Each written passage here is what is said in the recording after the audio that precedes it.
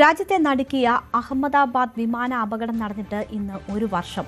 ഗുജറാത്തിലെ അഹമ്മദാബാദിൽ നിന്ന് ലണ്ടനിലേക്ക് പറന്നുയർന്ന എയർ ഇന്ത്യ വിമാനം AI-171 ആണ് അപകടത്തിൽപ്പെട്ടത്. പറന്നുയർന്ന ഉടൻ വിമാനത്താവളത്തിന് സമീപം തന്നെ വിമാനം നിലം പതിക്കുകയായിരുന്നു. വിമാനത്തിലുണ്ടായിരുന്ന യാത്രക്കാരും ജീവനക്കാരും അടക്കമുള്ള 242 പേരിൽ 241 പേരും അപകടത്തിൽ കൊല്ലപ്പെട്ടു.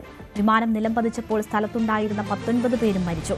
ബോയിംഗ് കമ്പനി നിർമ്മിച്ച 787 ഡ്രീം ലൈനർ വിമാനമാണ് കത്തിയമർന്നത്. അപകടം നടന്നിട്ട് ഒരു വർഷമായിട്ടും അപകട കാരണം സംബന്ധിച്ച് ഇതുവരെയും വ്യക്തതയുണ്ടായിട്ടില്ല. ഇന്ത്യ, അമേരിക്ക, UK എന്നീ രാജ്യങ്ങളുടെ സംയുക്ത അന്വേഷണം ഇപ്പോഴും തുടരുകയാണ്. അപകടത്തിൽ മരണപ്പെട്ടവരുടെ ആശ്രിതർക്ക് ഇപ്പോഴും നഷ്ടപരിഹാരം നൽകാത്തത് കടുത്ത വിമർശനത്തിനും ഇടയാക്കിയിട്ടുണ്ട്. മുൻ ഗുജറാത്ത് മുഖ്യമന്ത്രി വിജയ് റുപാണി അടക്കം അപകടത്തിൽ കൊല്ലപ്പെട്ടിരുന്നു. വിമാനത്തിന്റെ 2 ഫ്യുവൽ സ്വിച്ചുകളും കട്ട് ഓഫ് നിലയിലേക്ക് മാറിയിരുന്നുവെന്ന് വിദഗ്ധ പരിശോധനയിൽ കണ്ടെത്തിയിരുന്നു.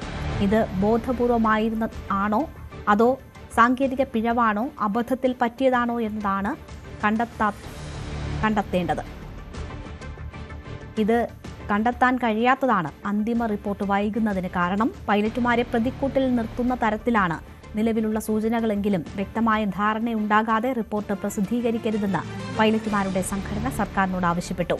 മരണപ്പെട്ടവർക്ക് ആദരമർപ്പിച്ച് ഗുജറാത്തിൽ നടന്ന ചടങ്ങിൽ ബ്രിട്ടീഷ് ഹൈക്കമ്മീഷണർ അടക്കം പങ്കെടുത്തു.